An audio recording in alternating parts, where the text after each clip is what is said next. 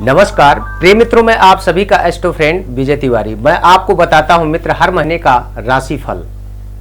वर्ष 2022 अक्टूबर मंथ कर्क राशि वालों के लिए कैसा रहेगा, जो चंद्रमा की ही राशि है। राशिस्पति चंद्रमा आपकी पत्रिका में आपके ऊपर क्या कैसे प्रभाव डाल रहे हैं, जो विशेष बड़े ग्रहों का राशि परिवर्तन हो रहा है, इसके द्वारा आपके जीवन में मेरे मित्र आपको कैसा लाभ मिलेगा, वो मैं आपको बताऊंगा। इस संपूर्ण वीडियो के माध्यम से आप एक एक जानकारी प्राप्त कर सकते हैं और अपने जीवन में इस राशि के अनुसार जो ग्रहों का गोचरीय परिवर्तन हो रहा, इसके अनुसार अपने जीवन में आप क्या परिवर्तन प्राप्त कर सकते हैं, आप इस वीडियो के माध्यम से जान सकते हैं। लेकिन उससे पहले मैं कहूंगा, अगर आपके भी मन में कोई प्रश्न है, कोई सवाल है, किसी भी समस्या से अगर आप प्रेजेंट टाइम में परेशान हैं, तो आपको निसंकोच जो स्क्रीन पे नंबर दिया जा रहा, इस नंबर के माध्यम से आप कॉल करके मुझसे संपर्क कर सकते हैं और अपने जीवन से जुड़ी समस्याओं का आप सब घर बैठे समाधान प्राप्त कर सकते हैं। छोटे छोटे उपायों के द्वारा अपने जीवन में आप एक परिवर्तन की राह पकड़ सकते हैं। मैं आपको बताऊंगा इस मंथ में कुछ विशेष तारीखें हैं जो चंद्रमा का गोचरीय परिवर्तन अपने से अशुभ स्थान पे करेगा। उस डेट में आपको किन किन चीजों, कौन से तिथियों पे आपको सावधान रहना है, उन तारीखों को आप चाहें तो अभी नोट कर लें, क्योंकि वो दिन, वो तारीख आपके लिए कहीं ना कहीं शुभ नहीं है। अगर कोई महत्वपूर्ण निर्णय अपने करियर के बारे में, अपने व्यापार के बारे में, परिवार के बारे में अगर आप लेने वाले हैं, तो थोड़ा सा विचार करके ही निर्णय लें, क्योंकि अशुभ समय पे, अशुभ तिथियों में निर्णय लिया हुआ आपके जीवन के लिए अनिष्ट हो सकता है। वो तारीखें आप चाहें तो नोट कर लें। उन तारीखों में आप कोई भी ऐसे निर्णय न लें जिससे आपको जीवन में पछताना पड़े और आपको नुकसान हो। तारीखें कौन सी हैं आप नोट करिए। 7, 8, 16, 17, 7 तारीख, 8 तारीख, 16 और 17 तारीख, 25 और 26 तारीख। ये आपके गोचरीय परिवर्तन के अनुसार अगर मैं देखूं तो चंद्रमा का अशुभ स्थान पे गोचर करना, यानी आपके लिए कहीं ना कहीं अनिष्ट होगा। चंद्रमा क्या है? मन का कारक है, माता का कारक है, मस्तिष्क का कारक है। ऐसे समय में अगर आप कोई भी निर्णय लेते हैं तो आपके मन में एक खिन्नता उत्पन्न होगी। जैसे आपने देखा होगा, कई बार हमारे अच्छे भले रिश्ते होते हैं, अच्छे भले संबंध होते हैं, अच्छा भला व्यापार होता है, परिवार होता है, लेकिन मन की मिसअंडरस्टैंडिंग होने के कारण सारी चीजें बर्बाद हो जाती है। उसके कारण आप नहीं हैं, ये आपके प्लैनेट्स के प्रभाव हैं। तो गोचरीय परिवर्तन क्या आपको दर्शा रहा है? वैसे अगर मैं देखूं तो चंद्रमा कर्क राशि वालों के लिए काफी अच्छा है, यानी आपको अपने मन की एकाग्रता के साथ में कोई भी कार्य करते हैं, आप जॉब करते हैं या व्यापार करते हैं, आपको अपना मन एकाग्रचित करके कार्य करना चाहिए। किए हुए कर्म का आपको एक उचित लाभ मिलेगा। मन आपका, वैसे जहां तक मैं देख पा रहा हूं कि मन की स्थिति काफी अच्छी रहेगी। कॉन्फिडेंस लेवल आपका काफी मजबूत होगा, जिसके चलते जो कार्य आपके नहीं भी होने वाले थे, उस कार्य को भी करके एक सफल बन सकते हैं, सफलता आपको मिल सकती है। लेकिन विशेष अगर बात करूं धन और वाणी भाव की, तो धनेश आपकी पत्रिका में तीसरे स्थान पे गोचर करेगा कन्या राशि में, सूर्य बुध शुक्र के साथ में। ये आपके लिए बहुत अच्छा नहीं है। इनकम और इन्वेस्ट दोनों कहीं ना कहीं मुझे बराबर दिख रहा है। जितना आपका लाभ होगा, कहीं उतना ही आपका खर्चा भी हो सकता है। तो खर्चे को थोड़ा सा कंट्रोल करेंगे, सेविंग करने का प्रयास करेंगे तो थोड़ा सा आप बच सकते हैं, वरना आपको कहीं ना कहीं खर्चा और इनकम दोनों बराबर होने के कारण थोड़ा सा मानसिक वेदना आपको हो सकती है। भाइयों के साथ, अपने सगे संबंधियों के साथ संबंध मधुर बनाने का प्रयास करें। किसी भी बात विवाद से उलझने का प्रयास बिल्कुल न करें, समय आपका अनुकूल नहीं है। कई बार क्या होता है, किसी ने कुछ कहा, आप उस चीज को क्लियर करने के लिए तुरंत आप उस पर अग्रसर हो जाते हैं। वो निर्णय आपका अभी आपके अनुकूल नहीं है। अगर किसी ने कहा तो उस बात को इग्नोर करने का प्रयास करिएगा। अभी बहुत सही और गलत का निर्णय डिसाइड करने का प्रयास मत करिएगा, क्योंकि समय आपका बहुत अनुकूल नहीं है। बात करो अगर आपके तीसरे स्थान की, तीसरे स्थान का स्वामी स्वग्रही होकर के बैठा हुआ है, बुध कन्या राशि में, सूर्य के साथ में है, शुक्र के साथ में, समय आपका अनुकूल है। संघर्ष के साथ सफलता आपको बहुत अच्छी मिलेगी, लेकिन संघर्ष से आपको घबराना नहीं है। मेहनत खूब जम के करना है। मेहनत जितना आप करेंगे सफलता आपको उतनी ही अच्छी मिलेगी। चतुर्थ स्थान की बात करूं तो केतु आपके चतुर्थ स्थान, माता के स्वास्थ्य को लेकर के थोड़ा आपको सचेत रहने की आवश्यकता है। भूमि भवन वाहन इत्यादि अगर आप लेने के लिए प्लान कर रहे हैं तो थोड़ा सोच विचार करके ही कदम बढ़ाएं, वरना आपको नुकसान हो सकता है। अगर प्रॉपर्टी में, रियल एस्टेट में अगर आप इन्वेस्टमेंट करना चाहते हैं थोड़ा सा विचार करिएगा।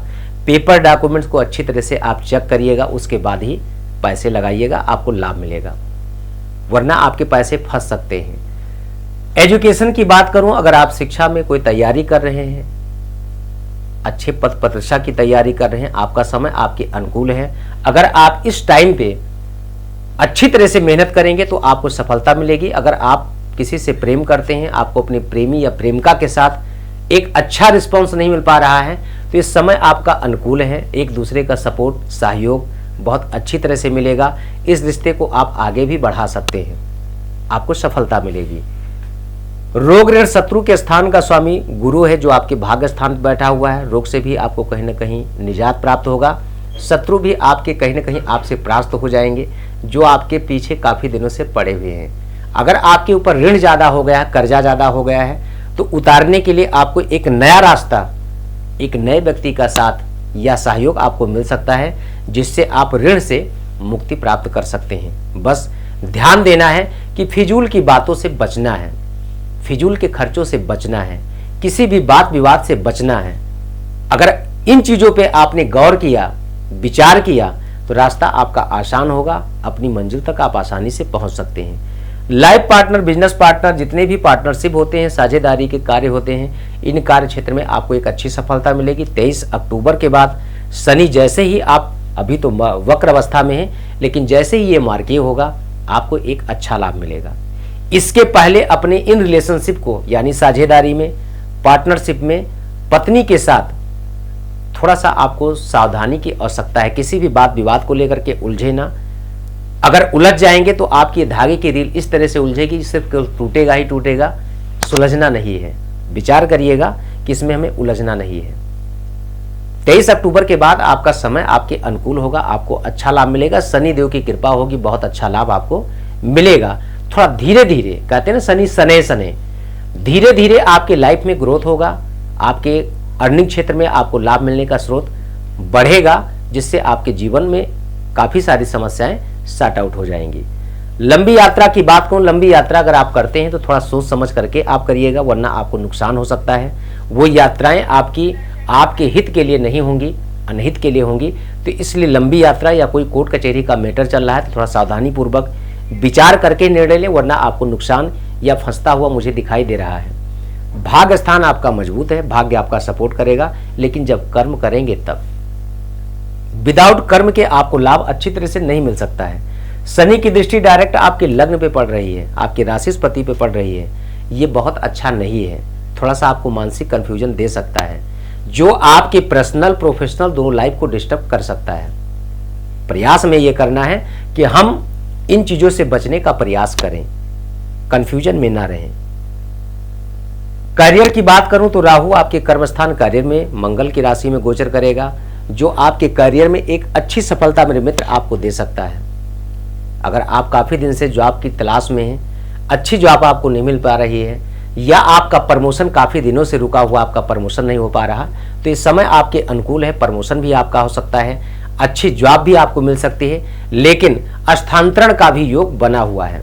15 तारीख के पहले अगर आप स्थानांतरण चाहते हैं तो आप प्रयास करिए। इसके बाद अगर आप करेंगे तो आपको थोड़ी सी कठिनाइयां जरूर मुझे दिखाई दे रही हैं। लाभ भाव की बात करूं तो मंगल वृषभ राशि का आपकी पत्रिका में गोचर करेगा, जो आपके कर्मेश का भी स्वामी है प्लस आपके पंचमेश का भी स्वामी है। ये आपके लिए अच्छा है, लाभ की स्थिति अच्छी रहेगी, मजबूत रहेगी, लाभ आपको अच्छा होगा। लेकिन द्वादश स्थान की बात करूं तो बुध आपकी पत्रिका में संघर्ष के स्थान पर बैठा हुआ है। ये आपके जीवन में संघर्ष के साथ ही आपको सफलता दिलवाएगा। विशेष जानकारी के लिए जो स्क्रीन पे नंबर दिया जा रहा, इस नंबर के माध्यम से आप संपूर्ण जानकारी मेरे द्वारा आप प्राप्त कर सकते हैं। अब आपके मन में एक सवाल आता होगा कि जो कुछ भी मैंने बताया इसमें क्या पॉजिटिव क्या नेगेटिव है, क्या कर्क राशि वालों के लिए ऐसा ही रहेगा? देखिए, चंद्र राशि के द्वारा यानी चंद्र गोचर के द्वारा जो मैंने फलादेश किया है, ये चंद्रमा के द्वारा। विशेष संपूर्ण जानकारी आपके दशाओं पे भी डिपेंड करती है। क्या आपकी पत्रिका में चंद्रमा की स्थिति कैसी है, दशा कौन से ग्रह की चल रही है, किस ग्रह की महादशा है, किसकी अंतरदशा है, किसकी प्रत्यंतर दशा है, किसकी सूक्ष्म दशा है, किसकी प्राण दशा है। उन दशाओं का आपके जीवन में एक अहम रोल होता है। अगर दशाएं आपकी पत्रिका में अच्छी चल रही हैं तो मेरे मित्र आपको एक अच्छा लाभ मिलता है। दशाएं अगर आपकी पत्रिका में अच्छी नहीं है तो उस समय का आपको अच्छा लाभ नहीं मिलता है। जैसे चंद्रमा जिस राशि में रहता है और उसी राशि का प्रभाव उस जातक के ऊपर होता है। जब मनुष्य का जन्म होता है, इस पृथ्वी पे अवतरण होता है, तो चंद्रमा जिस राशि में होता उसका प्रभाव उस व्यक्ति पे उसी प्रकार से पड़ता है। अगर जल तत्व कारक ग्रह यानी कर्क राशि में अगर व्यक्ति, चंद्रमा की राशि में अगर व्यक्ति जन्म लेता है, बहुत शीतल होता है।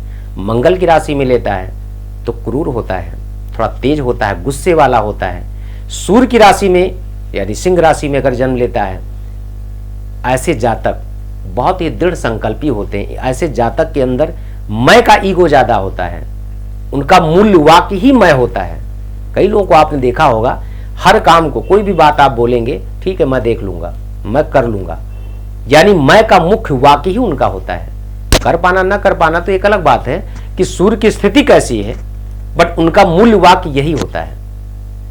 संकल्पवान बने, दृढ़ संकल्प के साथ अपनी इच्छा शक्ति को जागृत करके कोई भी कार्य करने का प्रयास करेंगे तो इस संपूर्ण चंद्रमा के गोचरीय परिवर्तन के द्वारा आपके जीवन में मेरे मित्र बहुत बड़ा परिवर्तन होगा। जो तिथियां मैंने आपको डेट बताए हैं, उन डेट में आपको विशेष ध्यान रखना। कोई भी अगर जीवन का महत्वपूर्ण निर्णय लेने जा रहे हैं, थोड़ा सोच समझ करके लें, जिससे आपको जीवन में कहीं पछताना ना पड़े। आपके भी मन में कोई प्रश्न है, कोई सवाल है, तो मैं आप सबसे दूर नहीं, इसी नंबर पे आप सभी के समक्ष मैं हर महीने का राशिफल लेकर के, कुछ नए विषय को लेकर के भी मैं उपस्थित रहता हूं, छोटे छोटे उपाय के द्वारा आपके जीवन में परिवर्तन लाने के लिए। तो आप सब मुझसे संपर्क कर सकते हैं। आज के इस वीडियो में सिर्फ इतना ही। आगे पुनः मैं अन्य राशियों के बारे में चर्चा करूंगा, अन्य टॉपिक पे चर्चा करूंगा। तब तक के लिए नमस्कार। जय श्री सीताराम।